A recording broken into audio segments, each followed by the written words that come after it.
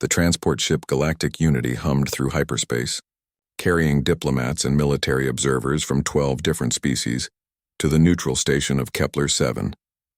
Among the passengers sat Lieutenant Sarah Chen, a young human officer barely out of the academy. At 19, she looked even younger, her small frame dwarfed by the massive alien beings around her. The ship's common area buzzed with conversation in a dozen languages, but most of it centered around the upcoming peace negotiations. The Hegemony War had raged for 3 years, pitting the older galactic civilizations against the upstart alliance that included humanity. Now finally there was talk of peace. "Look at that," rumbled Commander Vexkar, a towering Krathari warrior whose species stood nearly 3 meters tall. His forearms gestured dismissively towards Sarah, who sat quietly reading tactical reports on her datapad. "The humans send a child to observe grown-up business." The comment drew laughter from several nearby aliens. Ambassador Zenthali, an elegant Valdirian with silver skin and 6 graceful limbs, clicked her mandibles in amusement. "I heard human females are particularly weak. This one probably weighs less than my left arm." Sarah didn't look up from her reading, but her jaw tightened slightly. She'd heard worse during her time at the academy, where she'd been one of only 3 humans in her class. The other species had initially dismissed humanity as primitive, weak, and short-lived. Their opinions had only slightly improved after humanity's surprising performance in the early battles of the Hegemony War. "Perhaps they're trying to appear non-threatening," suggested Dr. Morden, a wise-looking Etherian whose translucent blue skin pulsed with gentle light. "Send the smallest, most harmless representative they have." Commander Vexakar's laugh boomed through the common area. "Harmless indeed. What could such a tiny creature possibly accomplish? I've seen human combat footage. They fight like cornered animals, all desperation and crude tactics. No finesse, no honor." Sarah finally looked up, her dark eyes meeting the Krathari's 6 red ones. "Combat footage can be misleading, Commander. Sometimes the most effective strategies appear crude to those who don't understand them." The alien warriors exchanged glances, surprised that she'd spoken. Most junior officers, especially from newer species, rarely addressed senior commanders directly. "Oh, the little soldier has opinions," Vexkar said mockingly. "Tell me, child, how many battles have you fought? How many enemies have you faced?" "I've been in 17 engagements since joining the fleet 6 months ago," Sarah replied calmly, "including the defense of Proxima Station and the relief of Tau Ceti Colony. 17 whole battles." Ambassador Zenthali's laughter was like crystal chimes. "I've been in more diplomatic skirmishes than that. Vexkar here has fought in over 300 major engagements across his career." The Krathari commander puffed out his chest proudly. "Indeed, I've led armies when this human was still learning to walk. The difference between a seasoned warrior and a green recruit is vast." Sarah nodded respectfully. "I'm sure your experience is invaluable, Commander. Though I notice you said armies plural. How many did you lose?" The common area fell silent. Even the soft background chatter from other groups stopped as nearby passengers turned to listen. Questioning a Krathari commander's military record was either very brave or very stupid. Vexkar's skin darkened to a deeper red, a sign of rising anger in his species. "What did you say, human?" "I asked how many armies you've lost," Sarah repeated, her voice steady. "In 17 engagements, I've never lost a single unit under my command." Granted, they've been smaller forces, squads, platoons, a company at most. But the survival rate might be worth considering. "You dare question my leadership?" Vexkar rose to his full height, his 4 hands clenching into fists. "I am a Krathari battlelord." "My ancestors were conquering star systems when your species was still crawling in mud. And yet," Sarah said, closing her datapad and standing up, barely reaching the alien's chest, "here we are, negotiating peace instead of you conquering us. Makes one wonder about the effectiveness of traditional conquest strategies." Dr. Morden's skin flickered rapidly, a sign of excitement in Etherians. The human raises an interesting point. Despite numerical and technological disadvantages, humanity has held its own in this conflict. Luck, Ambassador Zenthali dismissed, and the Alliance's protection. Humans hide behind the skirts of the Valdorians and Centauri. Sarah smiled slightly. "Is that what your intelligence reports say? That we're hiding? Intelligence reports?" Vexkar scoffed. "What could human intelligence possibly tell us that we don't already know? Your species has been spacefaring for barely 2 centuries. We've been mapping the galaxy for millennia. Then you know about Operation Ghost Dance, Sarah said casually. The silence that followed was different this time. Several of the alien officers exchanged uncertain glances. Operation Ghost Dance wasn't something that appeared in standard intelligence briefings. I'm not familiar with that designation, Dr. Morden said carefully. Neither are most people, Sarah replied. It was classified above your clearance levels. But since we're talking about hiding behind our allies, she paused, seeming to consider her words. Well, let's just say that some operations require a more direct approach. Commander Vexkar leaned forward, his earlier mockery replaced by genuine curiosity. What kind of operations? The kind where a 19-year-old human girl might find herself in 17 engagements in 6 months, with a perfect survival rate for her units. Sarah picked up her datapad. The kind where traditional conquest strategies suddenly become less effective. You're speaking in riddles, Ambassador Zenthali said, but her tone had lost its earlier amusement. Am I? Sarah headed toward the exit, then paused and looked back. You know, Commander, you mentioned your ancestors conquering star systems. Mine were farmers and engineers, teachers and shopkeepers. They never conquered anything. Her smile was enigmatic. They just defended what was theirs. As she left the common area, the assembled alien officers sat in uncomfortable silence. Finally, Dr. Morden spoke, his voice thoughtful. Has anyone actually read the detailed reports from the human engagements? Not the summaries, the actual tactical breakdowns. No one answered, but several began reaching for their datapads. The little human soldier had just planted a seed of doubt that would grow into something much larger before their journey ended. 3 hours later, Dr. Morden found himself staring at his datapad in growing disbelief. The Etherian's translucent skin had shifted from its usual calm blue to an agitated purple as he scrolled through the classified military reports he'd finally gained access to. The first document made his eyes widen. Battle of Kepler 442. Human forces, outnumbered 6-1, had not only held their ground, but had systematically dismantled a hegemony fleet using tactics that defied conventional military wisdom. The second report was worse. Proxima Station Defense. A single human frigate had somehow disabled 3 Krathari dreadnoughts without firing a shot. This can't be right, he muttered, his voice barely a whisper. What can't be right? Commander Vexkar approached, still smarting from his earlier encounter with the human lieutenant. The other officers followed, their curiosity overcoming their wounded pride.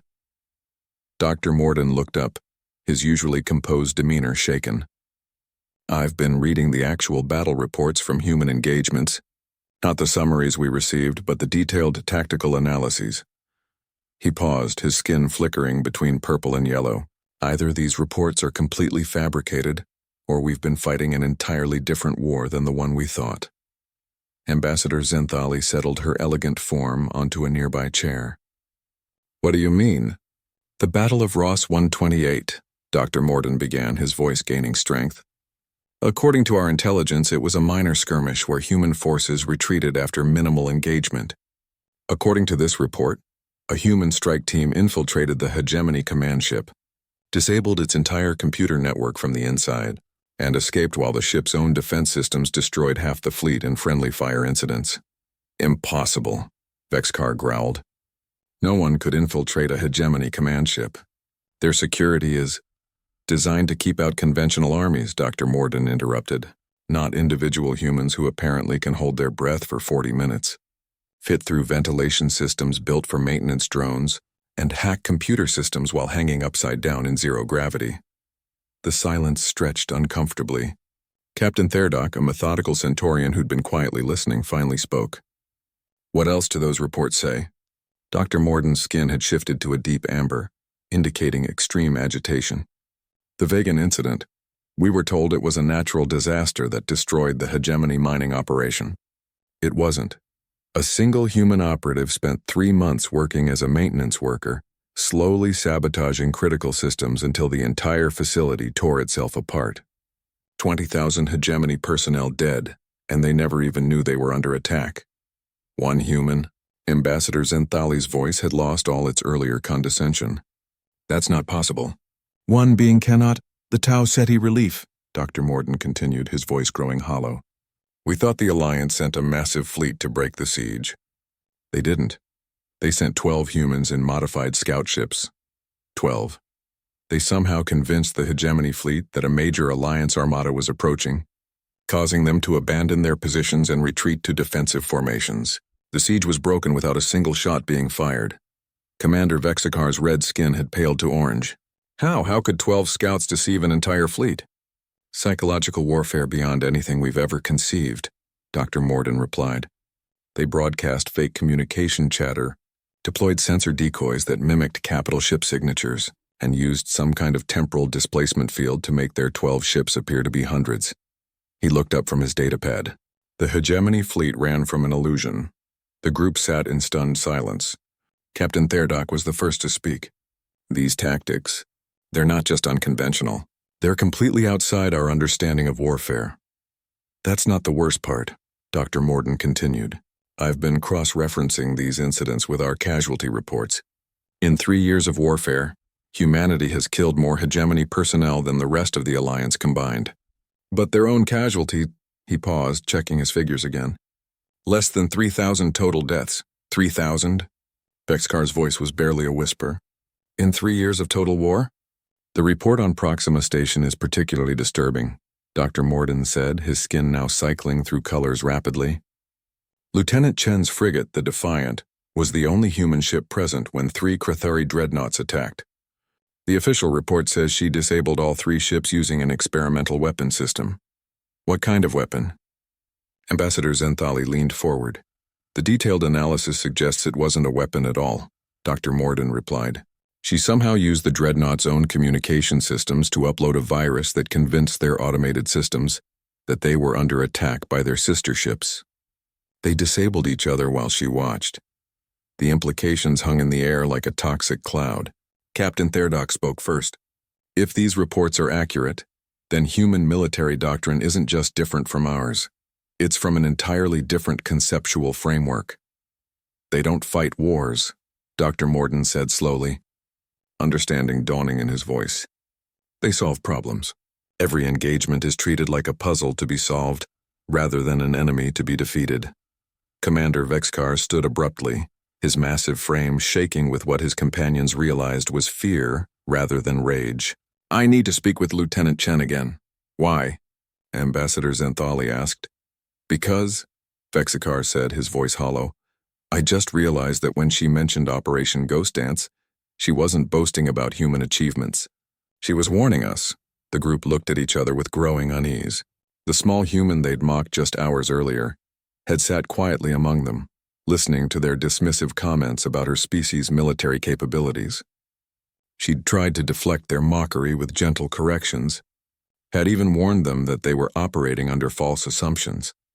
And when they'd pushed too hard, she'd dropped a single classified operation name that had sent them scrambling to verify everything they thought they knew about the war. What do you think Operation Ghost Dance is? Captain Therdock asked quietly. Dr. Morden's skin had settled into a deep, worried gray. Based on these other reports? I'm not sure I want to know. But Commander Vexkar was already heading toward the quarter section of the ship, his earlier arrogance replaced by something he'd rarely felt in his long military career.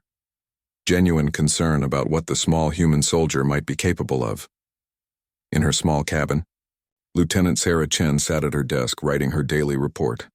She'd noted the aliens' change in demeanor, their sudden interest in accessing classified files, and their growing unease. She finished her report with a simple addendum. Subjects have begun secondary verification phase. Recommend proceeding to containment protocols if diplomatic mission fails. She signed the report and transmitted it via quantum burst to a destination that didn't appear on any official Alliance records. Then she returned to her tactical reading, preparing for the negotiations that would begin once they reached Kepler 7 station.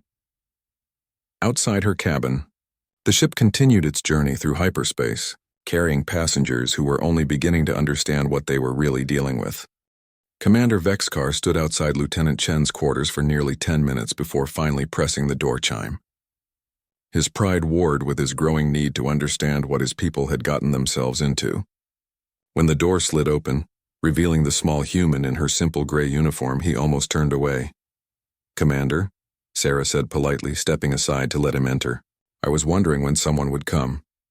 The comment sent a chill down Vexcar's spine. You were expecting me? After Dr. Morden accessed the classified files 3 hours ago, it was statistically probable that someone would seek clarification. Sarah gestured to a chair that automatically adjusted to accommodate the Crithari's massive frame. Please sit. Can I offer you something to drink? I have water. Or there's a decent synthetic tea in the replicator.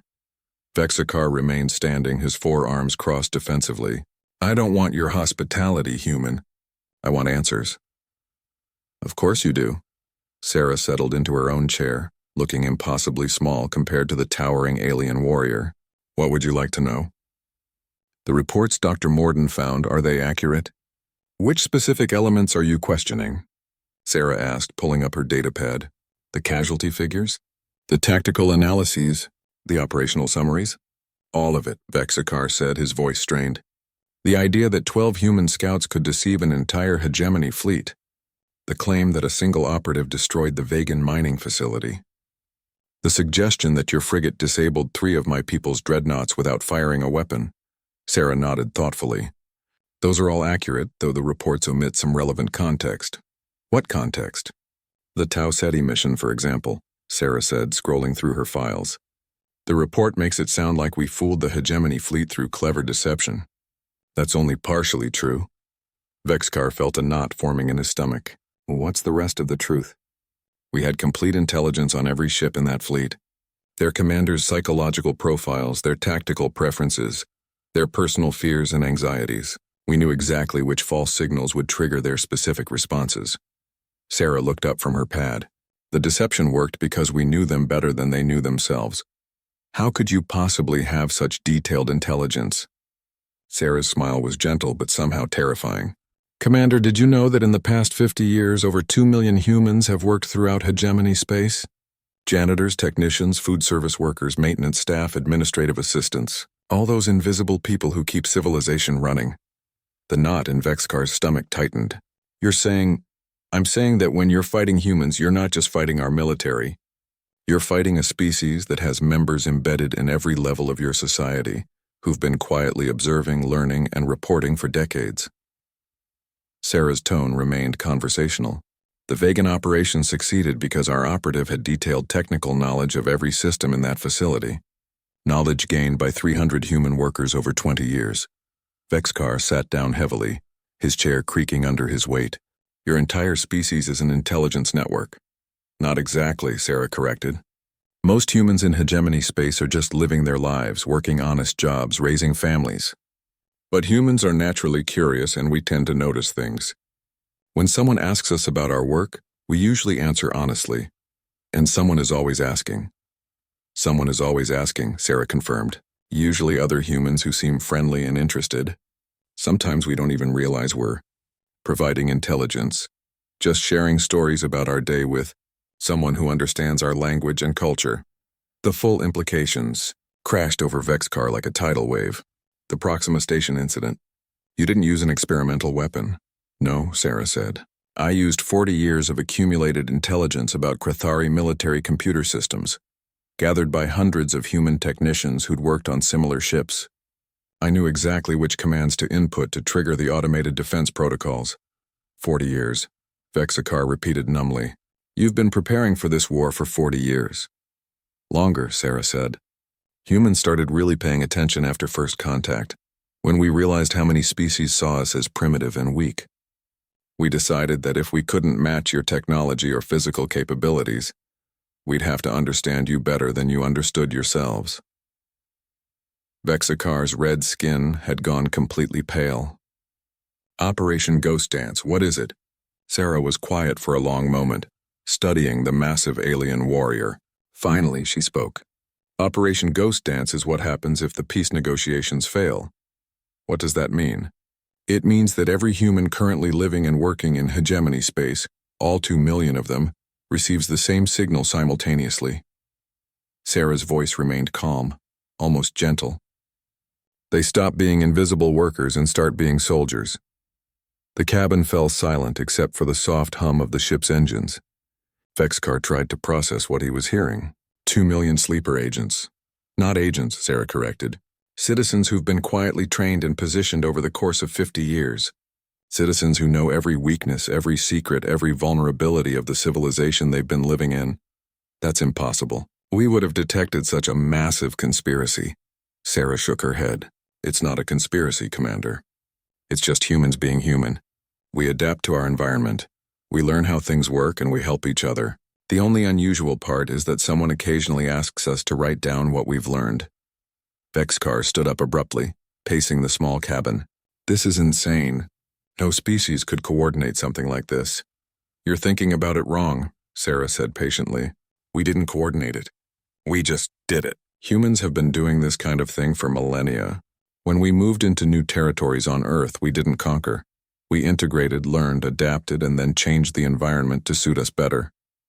And if these peace negotiations succeed, then those 2 million humans continue living their normal lives and the intelligence network quietly winds down over the next generation. Sarah's expression was hopeful. That's what we want, Commander. We don't enjoy war. But if the negotiations fail, Sarah's smile faded. Then you'll discover what happens when a species that has never won a war through superior force decides it's time to end one permanently. Vexcar stopped pacing and stared at the small human. What do you mean, never won a war through superior force? Exactly what I said. In human history, every major conflict has been won through better intelligence, superior strategy, or more effective use of resources. We've never been the biggest or strongest species on our planet. Sarah stood up, barely reaching Vexcar's chest. But we're very good at making sure that doesn't matter. The Crithari commander felt something he'd never experienced before. Existential dread. Not fear of death in battle, which was familiar and almost comfortable, but fear of being utterly outmaneuvered by an opponent he'd never even recognized as a threat. Why are you telling me this? He asked. Because tomorrow we reach Kepler 7 station and the negotiations begin, Sarah replied. Because you and the other hegemony representatives need to understand what you're really negotiating about. Which is? Whether this war ends with handshakes and trade agreements, Sarah said quietly, or whether it ends with the complete collapse of hegemony civilization from within. Vexcar left her cabin in silence, his mind reeling with the implications of what he'd learned. Behind him, Sarah returned to her desk and began writing another report, this one marked for immediate transmission to Alliance Command. Subject appears receptive to persuasion. She typed, recommend accelerating timeline for Phase 2 contact protocols. News of Commander Vexcar's conversation with Lieutenant Chen spread through the hegemony delegation like wildfire. By the time the Galactic Unity dropped out of hyperspace near Kepler 7 station, every alien officer on board was stealing glances at the small human who sat calmly reading in the observation lounge. Ambassador Zenth Ali found herself unable to concentrate on her diplomatic briefings. The elegant Valdarian had built her career on reading people, understanding their motivations and hidden agendas. But every time she looked at Sarah Chen, she saw only a young woman quietly studying technical manuals. It's unsettling, she confided to Dr. Morden as they watched the massive space station grow larger in the viewport. She looked so ordinary. That might be the point, the Etherian replied, his skin a worried shade of green. I've been thinking about what Vexcar told us. If humans really have been positioning themselves throughout our space for 50 years, then appearing ordinary would be their greatest asset. The station was impressive, a neutral facility maintained jointly by the Alliance and the hegemony for exactly these kinds of negotiations. Massive rotating sections provided gravity for different species, while the central hub remained in 0G for those who preferred it. As their transport ship docked, the passengers began gathering their belongings. Sarah stood up, securing her datapad and slinging her small travel bag over her shoulder. She moved with the easy confidence of someone who'd made this kind of journey many times before, despite her youth. Lieutenant, Dr. Morden called out as she passed. Might I ask you something? Sarah paused politely. Of course, Doctor.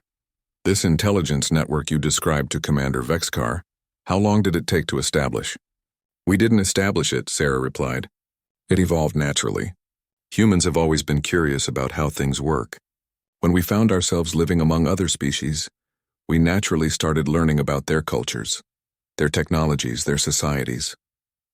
She paused, The organized collection of that information came later. How much later? About 15 years ago, when it became clear that peaceful coexistence might not be possible. Sarah's expression grew sad. We hoped it would never be necessary. Dr. Morton watched her walk away, noting how other passengers unconsciously moved aside to let her pass. It wasn't fear exactly. She was too small and young to be physically intimidating. But there was something about her presence that made people step carefully. The docking process took another hour. As the airlock finally opened, the passengers filed out into the station's receiving area.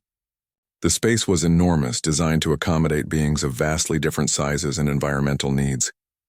Atmospheric processors maintained separate zones of breathable air for each species, while gravity generators created comfortable walking surfaces throughout. Sarah looked around with obvious interest, taking in the station's elegant design and the mixture of beings moving through its corridors. She seemed particularly fascinated by the hegemony sections, studying the architectural details and noting security arrangements. First time on Kepler 7? Captain Therdock asked, falling into step beside her. First time on this class of station, Sarah replied. Though I've studied the technical specifications. Studied them? Why? Sarah glanced at the Centaurian officer. Captain, has anyone explained to you what my actual job is? Therdock frowned. You're a military observer for the negotiations. I'm a strategic intelligence analyst, Sarah corrected. My specialty is infrastructure assessment and systems integration. I'm here to evaluate potential security vulnerabilities and recommend defensive improvements. The words hit Therdock like a physical blow. You're here to figure out how to attack the station. I'm here to figure out how to protect it, Sarah said firmly. But the skill sets are unfortunately similar. They reached the processing checkpoint, where Alliance and Hegemony security teams worked side by side to verify credentials and scan for weapons. Sarah presented her identification to a bored-looking Krathari guard who barely glanced at her before waving her through. Next, the guard called, already looking past her to Captain Therdock. Sarah paused at the security barrier. Excuse me, Sergeant Morclex. The guard looked up, surprised. How do you know my name? Your identification badge, Sarah replied, pointing to the small nameplate on his uniform. I wanted to thank you for your service. I know security duty isn't always exciting, but it's important work. The Krathari sergeant straightened slightly, pleased by the recognition. Well, thank you, Lieutenant. Don't see many officers who notice the little details, Sarah smiled. Details matter. Have a good shift, Sergeant. As she walked away, Captain Therdock stared after her in growing horror. The exchange had seemed perfectly innocent, a junior officer being polite to security personnel. But Therdock had noticed something the guard hadn't. Sarah had read the sergeant's nameplate upside down and backward, from a distance of 3 meters, while walking past at normal speed. And she'd done it so casually that it seemed unconscious. Dr. Morton, Therdock whispered urgently into his communicator. We need to talk now. The Etherian found him in a side corridor 5 minutes later, his usually calm demeanor replaced by obvious agitation. What's wrong? Dr. Morton asked. I just watched Lieutenant Chen demonstrate that she can read Krathari military identification from 3 meters away while having a casual conversation, Therdock said. Do you understand what that means? Dr. Morton's skin went pale blue. Enhanced visual capabilities? More than that. She's been trained to extract maximum information from minimal contact. That conversation with the security guard wasn't politeness, it was intelligence gathering. What kind of intelligence could she get from a brief exchange? Name, rank, unit assignment, current duty status, psychological state, potential vulnerabilities. Therdock listed grimly. Standard reconnaissance protocols. Except she did it so smoothly that the target actually thanked her for it. They stood in uncomfortable silence for a moment. Finally, Dr. Morton spoke. Should we report this to our superiors? Report what? That a young officer was polite to security personnel? Therdock shook his head. That's exactly the problem. Everything she does appears completely innocent, until you start looking for patterns. Exactly, and by then it's probably too late. Meanwhile, Sarah had reached her assigned quarters in the Alliance section of the station. The room was small but well appointed, with a view of the station's central hub. She set down her bag and immediately began a systematic inspection of the space. The surveillance equipment was exactly where she'd expected to find it. 3 video pickups and 2 audio sensors, all standard hegemony designs that had been compromised by Alliance intelligence years ago. She left them alone, knowing that disabling them would only draw attention. Instead, she activated a small device from her travel kit that would overlay innocent-looking electromagnetic interference on any recordings. To watching observers, it would appear that her room's electronics were simply suffering from minor technical problems common to older stations. Her real equipment was built into items that appeared completely mundane. Her hairbrush contained a quantum communication array. Her datapad had processing capabilities that exceeded most shipboard computers. Even her uniform had been woven with sensor fibers that could detect everything from atmospheric composition to gravitational fluctuations. She opened her travel bag and began unpacking, noting that someone had already been through her belongings during the journey. The search had been professional but not quite good enough. Tiny sensors she'd placed in her clothing had been disturbed in ways that told her exactly what they'd been looking for. Medical records, psychological evaluations, technical training certifications, all the usual intelligence priorities when dealing with an unknown operative. What they hadn't found, because it wasn't there, was any evidence of her true mission parameters. Those were stored in her head, encoded in memories that looked like childhood experiences, but were actually compressed tactical databases. A summer camp that had never existed held the complete structural blueprints for Kepler-7 station. A high school chemistry class contained detailed profiles of every hegemony delegate. Sarah finished unpacking and sat down at the room's small desk. She activated her datapad and began writing what appeared to be a personal letter to her family back on Earth.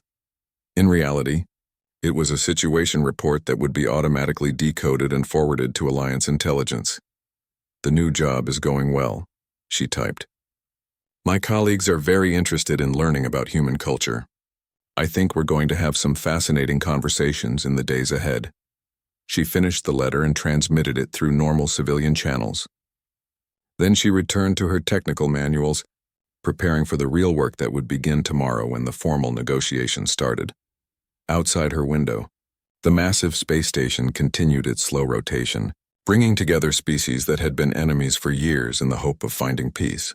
What most of them didn't realize was that the success or failure of these negotiations would depend largely on a 19-year-old human who looked like someone's kid sister. And Sarah Chen was very good at her job. The main conference chamber of Kepler-7 station was an architectural marvel, designed to accommodate 12 different species in comfort while maintaining an atmosphere of diplomatic neutrality. The room's circular design meant no delegation had a position of prominence, while advanced environmental controls created perfect conditions for each group.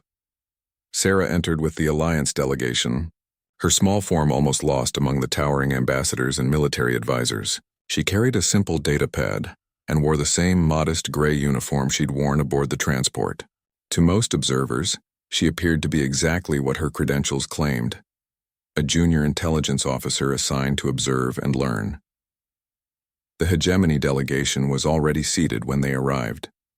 Sarah noted the careful positioning: Ambassador Zenthali at the center, flanked by military advisors including Commander Vexikar. Dr. Morden sat slightly apart, his role as scientific advisor marked by his neutral positioning. "Welcome, honored delegates," announced Station Administrator Colvin, a neutral Zephyrian whose species had maintained strict non-alignment throughout the conflict. "Today we begin discussions that may determine the future of our galaxy." As the formal opening proceeded, Sarah activated her datapad and began what appeared to be routine note-taking. In reality, she was running facial recognition protocols on every being in the room, cross-referencing them with intelligence files that had been compiled over years of careful observation. The process revealed several interesting discrepancies. The delegate listed as military advisor Trandok was actually General Trandok, the architect of the hegemony's early offensive strategies. His presence suggested the hegemony was taking these negotiations more seriously than their public statements indicated. More troubling was the absence of expected participants. 3 key hegemony figures who should have been present were missing, replaced by individuals whose files contained suspicious gaps. Sarah made a mental note to investigate further. "The Alliance proposes a mutual withdrawal from disputed systems," Ambassador Kerensky was saying, with territorial boundaries returning to pre-war positions. General Trandok leaned forward. Unacceptable. The hegemony has invested significant resources in developing those systems. We require compensation for any territorial concessions. The negotiations proceeded along predictable lines. Both sides presented opening positions that everyone knew were extreme, beginning a process of gradual compromise that could take weeks. Sarah listened with half her attention, while using the station's public information networks to research the missing delegates. What she found was disturbing.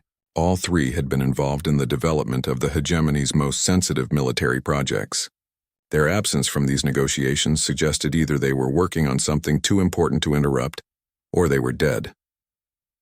Lieutenant Chen, Administrator Colvin said suddenly, the Alliance intelligence representative.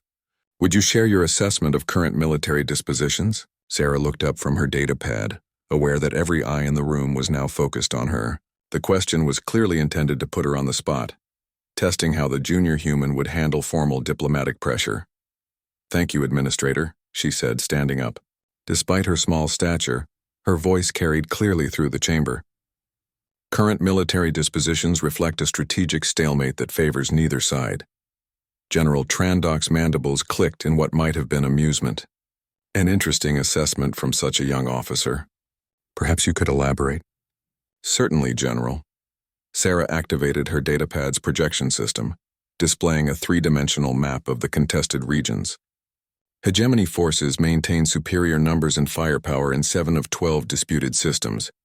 However, Alliance forces have achieved operational superiority through more effective intelligence gathering and tactical flexibility.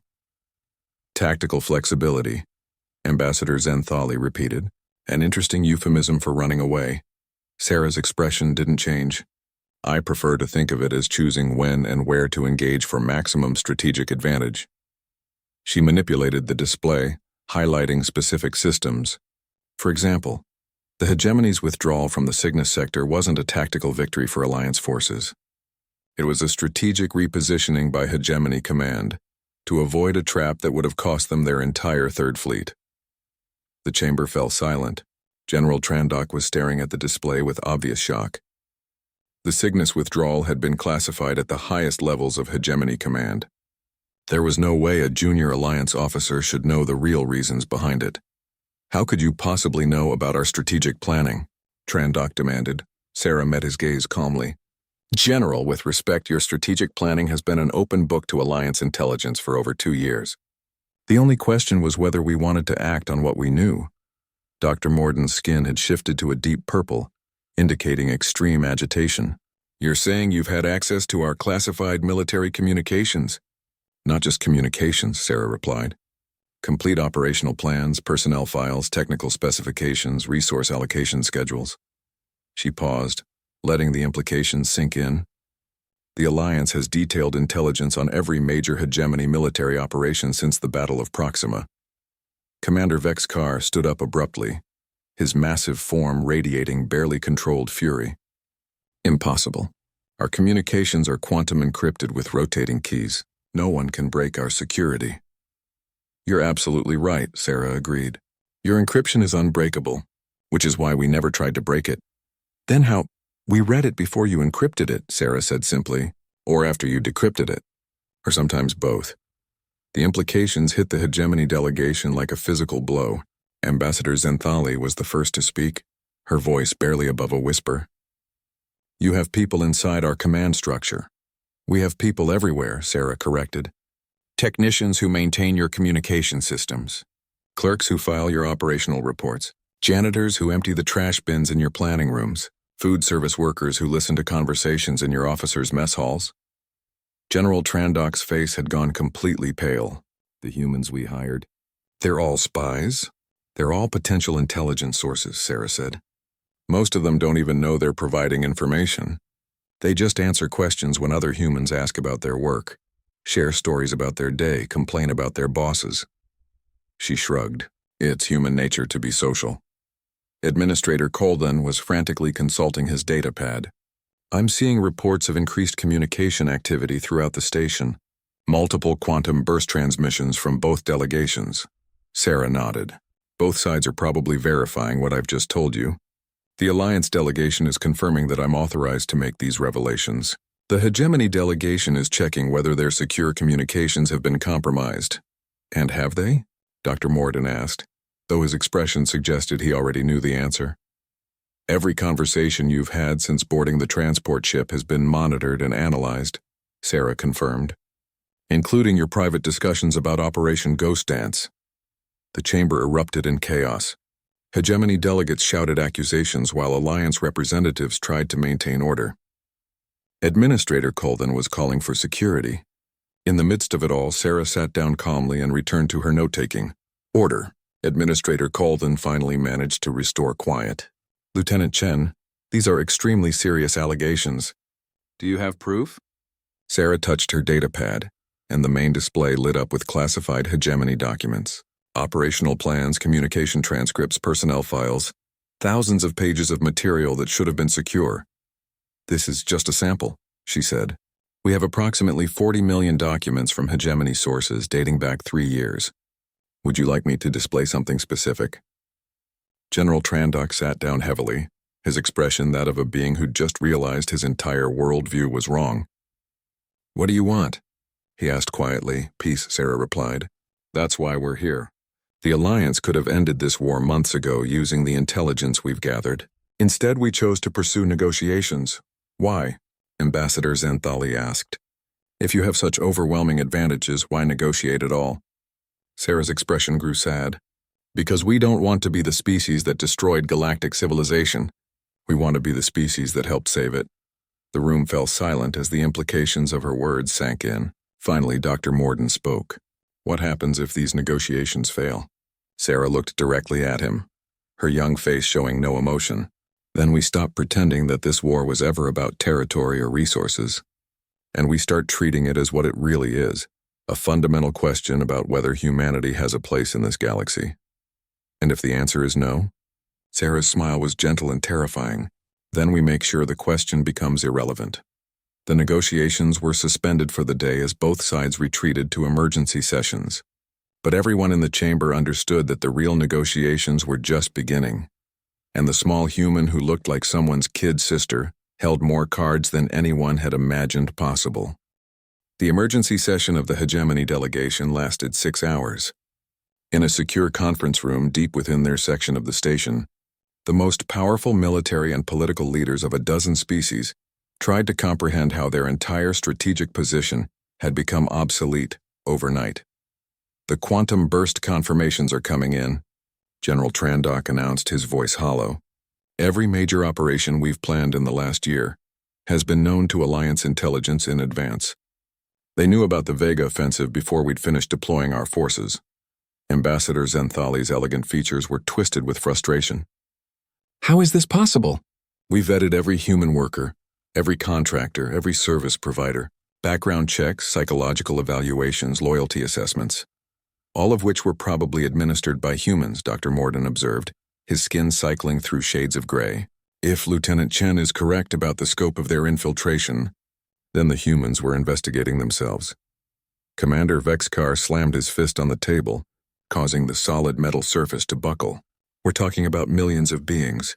You can't coordinate a conspiracy involving millions of people without someone noticing.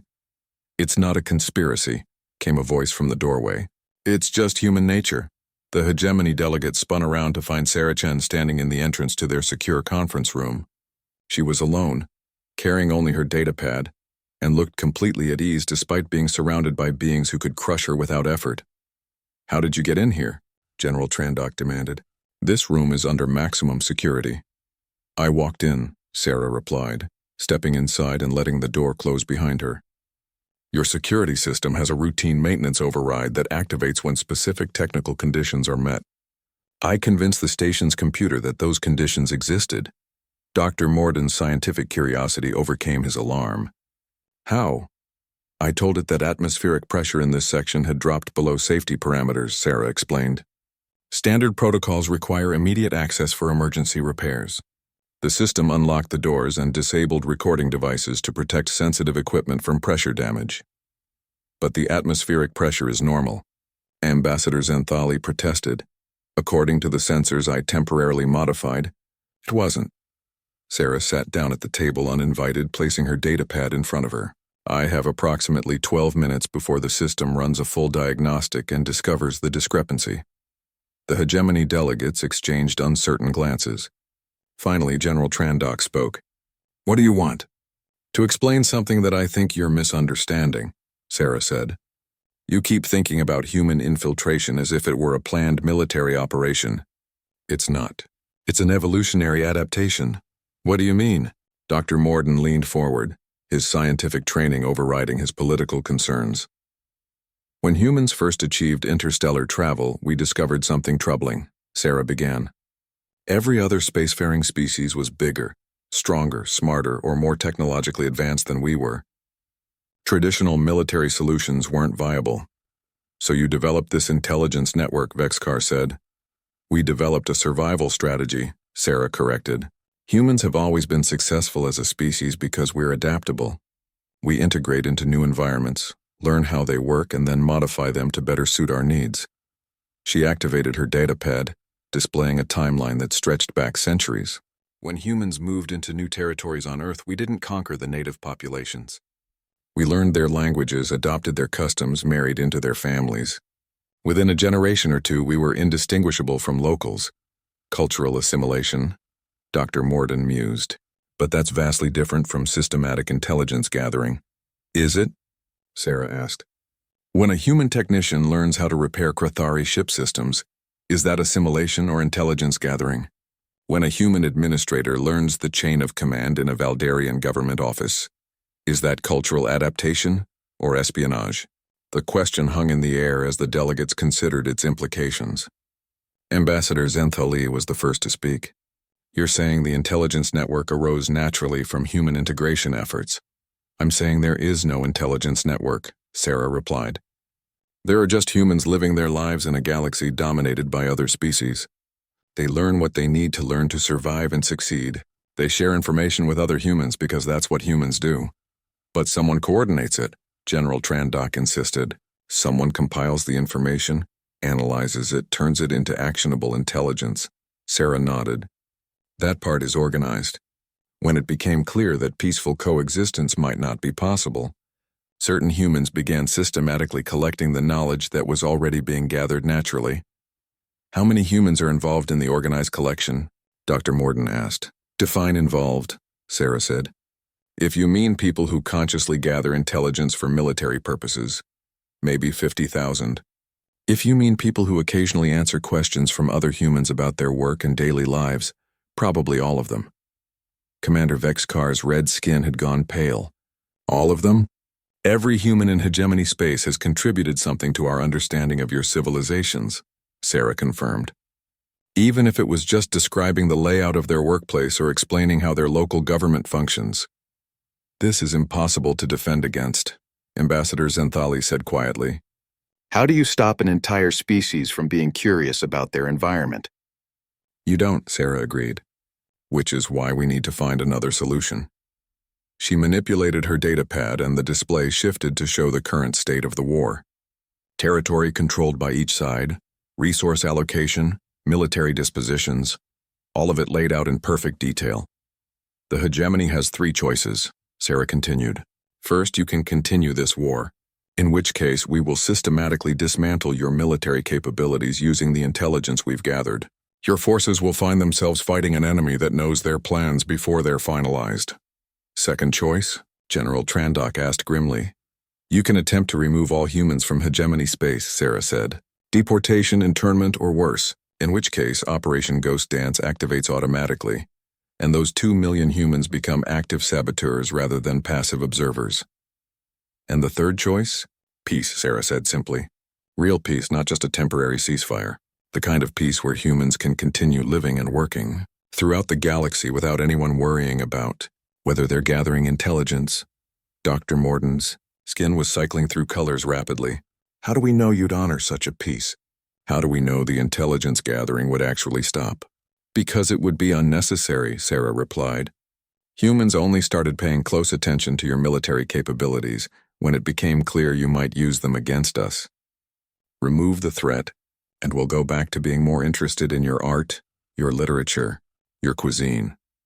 You're asking us to trust the word of a species that has thoroughly infiltrated our entire civilization, Ambassador Zenthali said. I'm asking you to trust the logic of the situation, Sarah corrected. The intelligence network exists because humans felt threatened. Remove the threat, and the network becomes just millions of humans living normal lives again. A chime from her datapad indicated that her time was running out. The station's security system is about to discover my modifications, she said, standing up. You have approximately 6 hours to decide how you want to proceed when negotiations resume tomorrow. 6 hours to decide the fate of our civilization, General Trandok said bitterly. 6 hours to decide whether your civilization has a future, Sarah corrected. The fate was decided 3 years ago when you chose to test whether humans would fight back. She headed toward the door, then paused and looked back. For what it's worth, we really do prefer peace. War is expensive, messy, and interferes with more interesting activities, such as, Sarah smiled, and for a moment she looked like the 19-year-old girl she actually was, learning how the universe works. That's what humans really love to do. The door closed behind her, leaving the hegemony delegates alone with the weight of an impossible decision. Outside in the corridor, Sarah walked calmly back toward the Alliance section, passing security guards who nodded politely to the harmless-looking young officer. In her quarters, she composed another message that appeared to be a personal letter, but was actually a status report. The presentation went well, she wrote. I think the audience understood the key points. We should know their decision soon. As she finished typing, her datapad chimed with an incoming message. It was brief and coded, but she understood its meaning immediately. Operation Ghost Dance had been placed on standby alert. Across hegemony space, 2 million humans had just received instructions to prepare for activation. Sarah hoped it wouldn't be necessary, but if the hegemony chose to continue this war, they would discover what happened when humanity stopped being subtle about its capabilities. The negotiations would resume in the morning, and the galaxy would learn whether peaceful coexistence was possible, or whether human patience had finally reached its limit. The conference chamber was different when negotiations resumed the next morning. The carefully neutral atmosphere had been replaced by something that felt more like a funeral than a diplomatic meeting. The hegemony delegation sat in tense silence, while Alliance representatives waited with barely concealed anticipation. Sarah entered with her usual quiet demeanor, but everyone in the room watched her now with the wary attention reserved for dangerous predators. She sat in her assigned seat and activated her datapad, appearing to review notes from the previous day's session. Administrator Colton called the session to order, his Zephyrian voice carefully neutral. The chair recognizes Ambassador Zenthali for the hegemony delegation. The elegant Valdarian stood slowly, her 6 limbs moving with none of their usual grace. She appeared to have aged years overnight, the weight of impossible decisions etched into her features. The hegemony delegation has reconsidered our position, she began, her voice carefully controlled. We wish to present a revised proposal for the consideration of the Alliance. Ambassador Kerensky nodded. The Alliance is prepared to listen. The hegemony formally requests a full cessation of hostilities, with immediate withdrawal of all military forces to pre-war boundaries, Zenthali continued. We propose the establishment of joint civilian oversight committees to monitor compliance and investigate any violations.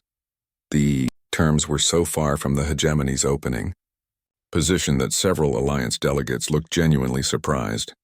Sarah didn't look up from her datapad, but those watching closely might have noticed the slight relaxation of tension in her shoulders. Furthermore, Zenthali continued, the hegemony proposes the creation of cultural exchange programs to promote better understanding between our peoples. We believe that many of our conflicts have arisen from simple misunderstandings about each other's motivations and capabilities. General Trandok stood up, his usually proud bearing replaced by something resembling defeat. The hegemony also wishes to formally acknowledge that our intelligence capabilities have been inadequate.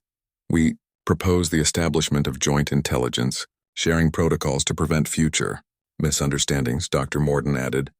The Hegemony Science Council recommends expanded cooperation in research and development. We believe that combining our various technological capabilities could benefit all species. Ambassador Kerensky exchanged glances with his advisors before responding. These are Significant concessions from your opening position. The Alliance appreciates the hegemony's apparent flexibility. But we must ask what has prompted such a dramatic change in your negotiating stance. Xanthali looked directly at Sarah for the first time since entering the chamber. We have come to understand that our previous assessments of the strategic situation were incomplete. Could you elaborate? Commander Vexkar stood up, his massive frame seeming somehow diminished. We have discovered that our military planning has been compromised for an extended period. Our operational security was not as effective as we believed. How compromised? Ambassador Kerensky asked, though his tone suggested he already knew the answer. Completely, General Trandok admitted. Every major operation, every strategic decision, every resource allocation has been known to Alliance intelligence. Continuing military operations under these conditions would be... He paused, searching for the right words. Inadvisable. Administrator Kolthen was frantically taking notes. Are you saying that the hegemony is accepting these terms due to intelligence failures? We are accepting these terms because continued warfare serves no one's interests. Ambassador Xanthali replied diplomatically. The strategic situation has evolved beyond our initial assumptions. Sarah finally looked up from her datapad. Administrator, if I may? Lieutenant Chen, Kolthen acknowledged. The hegemony delegation has made a wise decision based on a realistic assessment of the current situation, Sarah said. The Alliance accepts their proposal in principle, with some minor modifications. What modifications? Dr. Morden asked suspiciously. Sarah manipulated her datapad, and the chamber's main display lit up with a detailed treaty framework. First, the cultural exchange program should include provisions for human workers already living in hegemony space to continue their current employment without harassment or investigation. Agreed, Xanthali said quickly. Second, the joint intelligence sharing protocols should focus on external threats to galactic stability, rather than monitoring each other's internal activities. Also agreed. Third, the research cooperation should include full access to technical databases and educational exchanges for students and scientists of all species. General Trandok nodded. Acceptable. Sarah smiled, and for the first time since the negotiations began, it reached her eyes. Excellent. In that case, the Alliance formally accepts the hegemony's revised proposal. The chamber erupted in a buzz of conversation as delegates began discussing implementation details. But Administrator Kolthen raised his hand for silence. Before we proceed, he said, I must ask a direct question. Lieutenant Chen, will the Alliance intelligence advantages that apparently influence these negotiations continue to exist after a peace treaty is signed? Sarah considered the question carefully. Administrator, the intelligence capabilities you're referring to arose naturally from human integration into galactic society. They will continue to exist as long as humans remain curious about their environment and social with each other. But will they be used for intelligence gathering? That depends entirely on whether humans feel threatened, Sarah replied. Remove the threat, and we'll return to being more interested in learning about alien cultures than monitoring alien military capabilities. Ambassador Xanthali leaned forward. How can we be certain of that? Sarah's expression grew serious. Because, Ambassador, humans don't actually want to be the galaxy's intelligence brokers. We want to be the galaxy's students. Every human living in hegemony space is there because they're fascinated by your cultures, your technologies, your ways of thinking. She stood up, addressing the entire chamber. The intelligence network exists because we were afraid you were going to try to eliminate us.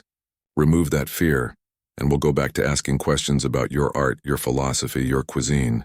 We're naturally curious, but we're not naturally paranoid. Dr. Morden's skin had shifted to a lighter, more hopeful blue. You're saying the choice is ours? It's always been your choice, Sarah confirmed. Humans adapt to our environment. If you create an environment where we need to monitor military threats, that's what we'll do. If you create an environment where we can focus on cultural exchange and scientific cooperation, that's what we'll do instead. General Trandok was quiet for a long moment. Finally, he spoke. What guarantees do we have that humans won't use their unique capabilities against us in the future? Sarah's smile was gentle, but her words were steel. The same guarantee you have that we won't use them against you now, General. Human restraint. We could have ended this war at any point in the last year. Instead, we chose negotiations. Why? Because we want to live in a galaxy where problems are solved through conversation rather than conquest, Sarah replied. Where different species work together instead of fighting each other. Where a 19-year-old human can sit in a room full of alien delegates and discuss peace instead of planning their destruction. The chamber fell silent as the implications of her words sank in. Finally, Ambassador Kerensky spoke. The Alliance formally endorses the proposed treaty framework. Shall we begin drafting the detailed implementation protocols? Agreed, Ambassador Zenthali replied. Though I suspect the detailed negotiations will be considerably easier than our initial discussions. As the delegates began organizing working groups and scheduling sessions, Sarah gathered her things and prepared to leave. Her role in the negotiations was essentially over. The hard part had been convincing everyone that peace was preferable to the alternatives. Dr. Morden approached her as she headed for the exit. Lieutenant, may I ask you something personal? Of course, Doctor. How old were you when you realized what humans were becoming in this galaxy? Sarah considered the question. I was 7 when I first understood that humans were different from other species. I was 12 when I realized that difference might be a problem. I was 16 when I decided to become part of the solution. And now I'm 19, and I get to help write the peace treaty that means human children won't have to grow up thinking about military solutions to diplomatic problems. Sarah's smile was radiant. I think that's a pretty good outcome.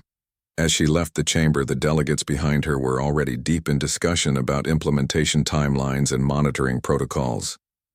The war that had begun with humanity being dismissed as primitive and weak was ending with humanity being recognized as the most effective intelligence-gathering species in the galaxy. But more importantly, it was ending with handshakes instead of funerals. Sarah made her way back to her quarters where she composed one final report. Mission successful, she wrote. Peace negotiations concluded favorably. Recommend proceeding with Phase 3 cultural integration protocols.